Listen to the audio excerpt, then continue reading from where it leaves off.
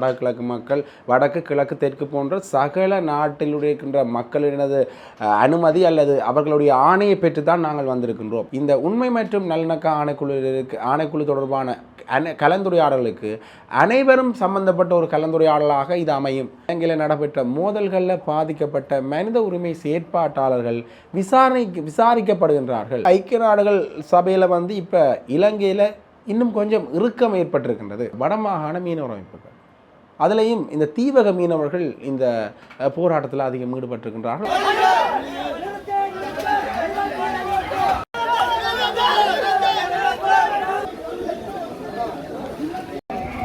விடுதலை புலிகளின் காலத்தில் ஒரு ரோலர் படகு வந்த வரலாறே இல்லை. இயக்க காலத்தில் எங்களுடைய தலைவருடைய காலத்தில் ஒரு ராஜேஷன் வந்துட்டேன்னு சொன்னால் 4 மாதம். மீண்டும் இந்த ஜனாதிபதியாக ரணில் விக்ரமசிங்கே வருவாரா என்கின்ற கேள்விகளும் எழுந்திருக்கின்றன. இது உண்மையிலேயே ஒரு பெரிய ஒரு பரப்பில் பேசப்பட வேண்டிய விடயம்.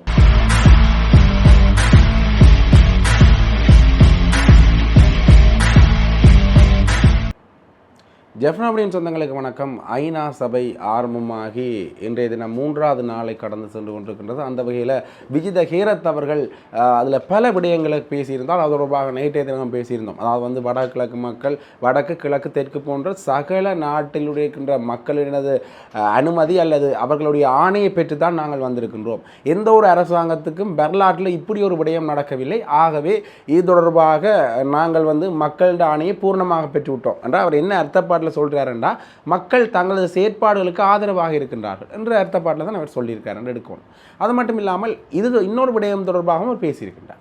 அதாவது உங்களுக்கு தெரியும், இந்த உண்மை மற்றும் நல்லிணக்க ஆணைக்குழு ஏற்கனவே இலங்கையில் பல விடயங்கள் தொடர்பாக ஆராய்ந்து வருகிறது. அதில் குறிப்பாக போர் சம்பந்தமாக நடந்த வன்முறைகள், போர்க்குற்ற விசாரணைகள். அந்த வகையில் பார்க்கின்ற பொழுது இந்த உண்மை மற்றும் நல்லிணக்க ஆணைக்குழு தொடர்பான கலந்துரையாடலுக்கு அனைவரும் சம்பந்தப்பட்ட ஒரு கலந்துரையாடலாக இது அமையும் என்று விஜித ஹேரத் சொல்லியிருக்கிறார். அது மட்டும் இல்லாமல் உண்மை மற்றும் நல்லிணக்க ஆணைக்குழு நாட்டில் வன்முறைகள் தொடர்பான விசாரணையை நடத்துவதற்கும் நாங்கள் ஆணையை வழங்க தயாராக இருக்கின்றோம் என்று குறிப்பிட்டிருக்கின்றார். மேரி வோல்ட்ரின் என்கின்ற விசேட அறிக்கையாளர், ஐநாவினுடைய விசேட அறிக்கையாளர் இன்னொரு குற்றச்சாட்டையும் இலங்கை மேலே வைத்திருக்கின்றார். இலங்கையில் இந்த போர் சம்பந்தப்பட்ட காலங்களில் இலங்கையில் நடைபெற்ற மோதல்களில் பாதிக்கப்பட்ட மனித உரிமை செயற்பாட்டாளர்கள் விசாரிக்கப்படுகின்றார்கள். அவர்கள் தொடர்ந்தும் கண்காணிக்கப்பட்டு கொண்டிருக்கின்றார்கள். அவர்கள் மேலே தீவிரவாதிகள் என்கின்ற ஒரு பட்டம் சூட்டப்படுகின்றது. இது உண்மையிலேயே ஒரு தவறான விடயமாகும். உண்மையிலேயே மனித உரிமைகளை பாதிக்கின்ற விடயங்கள் தொடர்பான செயற்பாடுகளை மேற்கொள்வர்கள் மேலேயே மனித உரிமைகளை பாதிக்கின்ற விடயங்கள் ஏற்படுத்தப்படுகின்றன. ஆகவே அவர்களை தீவிரவாதிகள் என்று சித்தரிப்பது ஒரு தவறான விடயம். அது மட்டும் இல்லாமல் பல பெண் மனித உரிமை செயற்பாட்டாளர்கள், இந்த போரினால் பாதிக்கப்பட்ட பல பெண் மனித உரிமை செயற்பாட்டாளர்களை அரசுக்கு எதிராக செயற்படுபவர்கள் என்ற பொருளில் தான் இந்த அரசாங்கம் பார்த்து கொண்டிருக்கின்றது என்ற பொருள்பட இந்த விசேட அறிக்கையாளர் அவர்கள் சொல்லியிருக்கிறார். ஆகவே இது தொடர்பாக ஐக்கிய நாடுகள் சபையில் இப்போ இலங்கையில் இன்னும் கொஞ்சம் இறுக்கம் ஏற்பட்டிருக்கின்றது. இன்னுமே இந்த இலங்கைக்குரிய இந்த போர் சம்பந்தமான பேச்சுவார்த்தைகள் இன்னும் ஆரம்பிக்கப்படவில்லை. அதாவது போர் சம்பந்தமான உரைகள் இன்னுமே நடைபெறவில்லை. அதற்கான காலம் இன்னும் நெருங்கி கொண்டிருக்கின்றது. ஆகவே அது நடைபெறுகின்ற பொழுதுதான் இந்த மக்களுடைய எதிர்பார்ப்பு, இந்த அரசாங்கம் எப்படி அதை ஏற்றுக்கொள்ளப் போகின்றது, மக்களுடைய எதிர்பார்ப்பை இந்த அரசாங்கம் எப்படி ஏற்றுக்கொள்ளப் போகின்றது, எப்படி நிறைவேற்றப் போகின்றது என்கிற இரு விடயங்களும் தெரிய வரும். ஆகவே இது தொடர்பான ஒரு தெளிவான பதிலுக்கு நாங்கள் இனிமேல் காத்திருக்கோம். ஏனென்றா இப்போ ஐக்கிய நாடுகள் சபை ஜெனீவா என்கின்ற ஒரு விடயத்தை ஒரு பக்கம் வச்சுட்டு பார்த்தா, இந்த அரசாங்கம் அரசியல் தீர்வு தொடர்பாக ஒரு தெளிவான நிலைப்பாட்டில் இருக்குதா என்றால் அதுவும் ஒரு கேள்விக்குறியாக தான் இருக்குது. ஏனென்றால் இந்த மாகாண சபைகள் முறைகள் கொண்டு வரப்பட்டு அதிகார பகிர்வு என்கின்ற விடயத்திலேயே ஒரு குழப்பமான ஒரு விடயம்தான் இருக்குது. இந்த காணி போலீஸ் அதிகாரங்களை தருவார்களா என்றால் அதுக்கும் இன்னுமே ஒரு சாதகமான பதில் வரையில்லை எங்கள் இப்போ ஆளுங்கட்சிகிட்ட இருந்து. ஆகவே அது ஒரு பெரிய விடயமாக இருக்கின்றது. இப்போ கூட இந்த பல சிங்கள பாராளுமன்ற உறுப்பினர்கள் கூட இந்த மாகாண சபைகள் முறைகளுக்கு அதிகாரம் பகிரப்படுறதில் கொஞ்சம் ஆர்வமாக இருக்கின்றார்கள். ஆனால் ஆளுங்கட்சி தொடர்பான என்ன முடிவு எடுத்திருக்கின்றது என்கின்ற தெளிவு இன்னுமே இல்லை. ஆக உள்ளூராட்சி தேர்தல் வரப்போன்றது. இனி மாகாண சபை தேர்தல் வந்தால் பிறகுதான் இது தொடர்பான அவர்களுடைய நிலைப்பாடு தெரிய வரும். ஆக இந்த அரசியல் நிலவரங்கள் இப்படி இருக்கிற சூழ்நிலையில் இன்னொரு முக்கியமான விடயத்தையும் நாங்கள் பார்க்கணும். என்னென்னு பார்த்தீங்கன்னா இந்த போராட்டம். இன்றைய தினம் ஒரு போராட்டம் ஒன்று நடைபெற்றிருக்கின்றது. எங்கேன்னு பார்த்தீங்கன்னா இந்திய துணை தூதரத்தை முற்றுகையிட்டு ஒரு போராட்டம் நடைபெற்று. போராட்டம் யாரால் முன்னெடுக்கப்பட்டதுண்டா இலங்கை மீனவர் அமைப்புகளா, குறிப்பாக வடமாகாண மீனவர் அமைப்புகள். அதிலையும் இந்த தீவக மீனவர்கள் இந்த போராட்டத்தில் அதிகம் ஈடுபட்டிருக்கின்றார்கள். அது மட்டுமில்லாமல் அவர்கள் என்ன காரணத்தை சொல்லி இந்த போராட்டத்தை மேற்கொண்டிருந்தால் சட்டவிரோதமாக செய்யப்படுகின்ற இந்த மீன்பிடி முறைகளை உடனடியாக நிறுத்து, அது மட்டுமில்லாமல் வராதே வராதே எல்லை தாண்டி வராதே, எங்களுடைய மீன் வளங்களை சுரண்டாதே, எங்களுடைய பொருளாதாரத்தை சுரண்டாதே என்கின்ற பொருள்பட பல கோஷங்களை எழுப்பியவாறு அவர்கள் அந்த போராட்டத்தை மேற்கொண்டிருக்கின்றார்.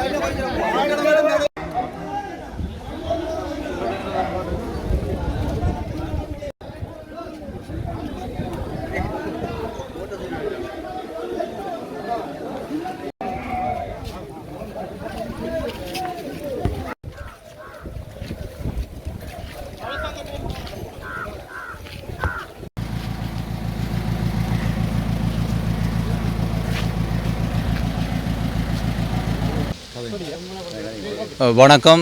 நான் நெடுந்தீவு கடத்தொழிலாளர் கூட்டுறவு சங்கங்களின் சமாச தலைவர் பத்திமராச லீலியான் குருஸ். இன்றைய நாள் இந்த இந்திய அத்துமீறி எல்லை தாண்டி வரும் அடாவடித்தனம் புரியும் இந்திய இழுவமடி தொழில் எதிர்ப்பு போராட்டத்திற்காக கலந்து கொண்ட தீவ மக்கள், ஏனைய சங்க மாவட்ட மக்கள் அனைவரையும், மீனவ மக்கள் அனைவரையும் நான் நன்றி கூறுகின்றேன். உண்மையிலே இந்த இந்திய இழுவைப் படகானது எமது தீவு மட்டுமில்லாமல் வடமாகாணம் பூராகவும் 7 நாட்களாக எங்களது வாழ்வாதாரத்தை அளித்து ஒழிக்கின்றது. உண்மையிலே நாங்கள் இன்று முடங்களாக ஆக்கப்பட்டுள்ளோம், கையாலாகாத ஒரு மீனவர்களாக ஆக்கப்பட்டுள்ளோம்.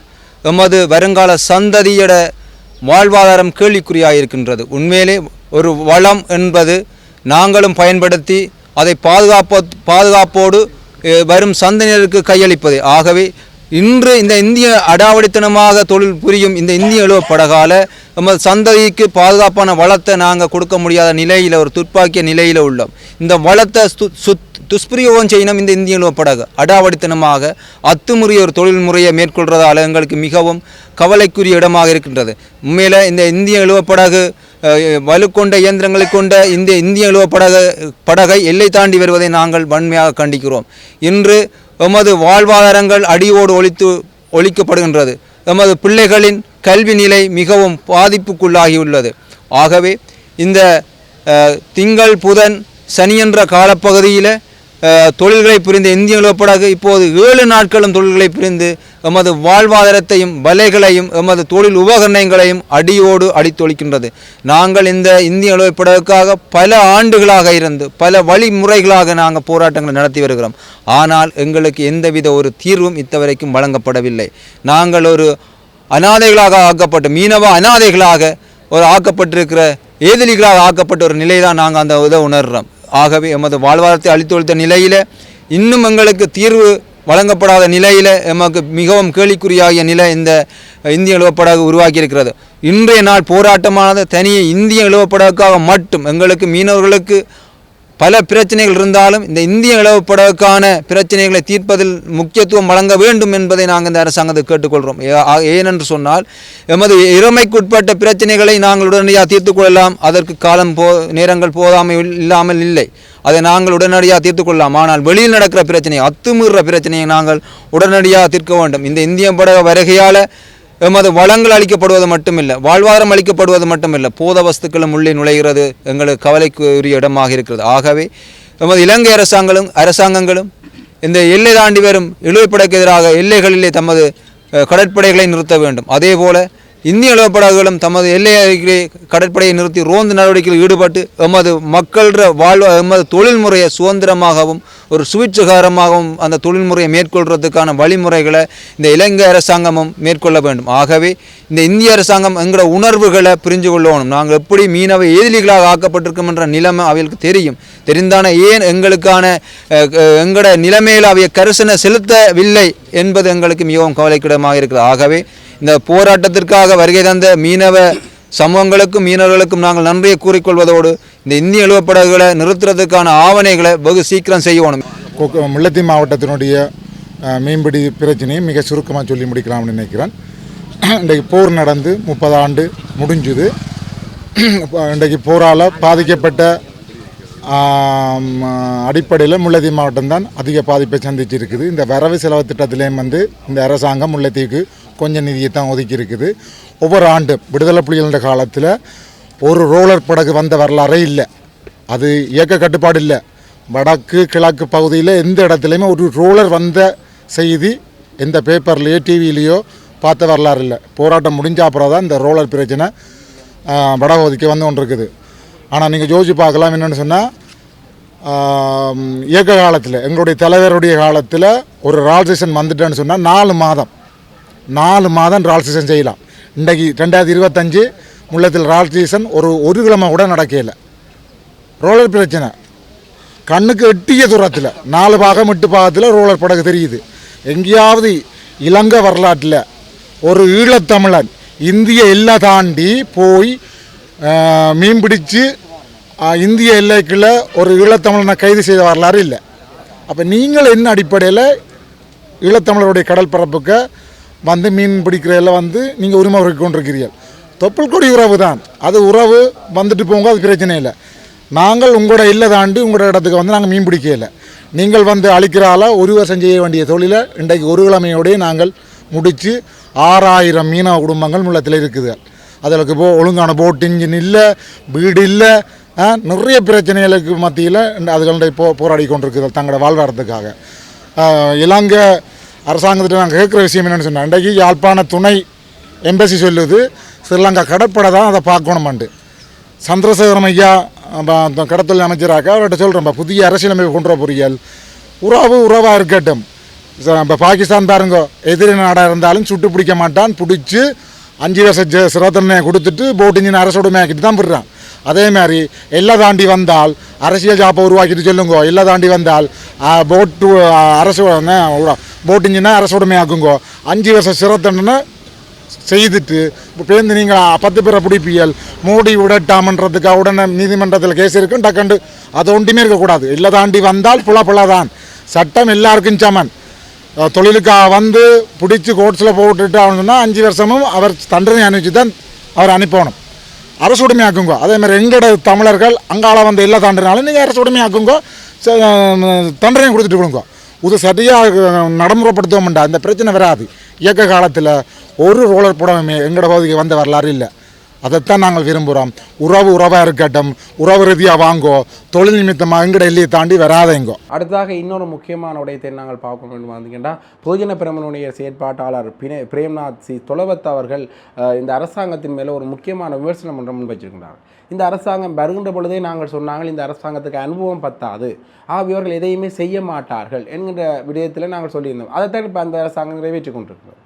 எந்த ஒரு விடயத்தையும் அவர்கள் செய்யவில்லை. அவர்களது அனுபவ பற்றாக்குறையை அவர்கள் மீண்டும் மீண்டும் காட்டிக்கொண்டே இருக்கின்றார்கள்.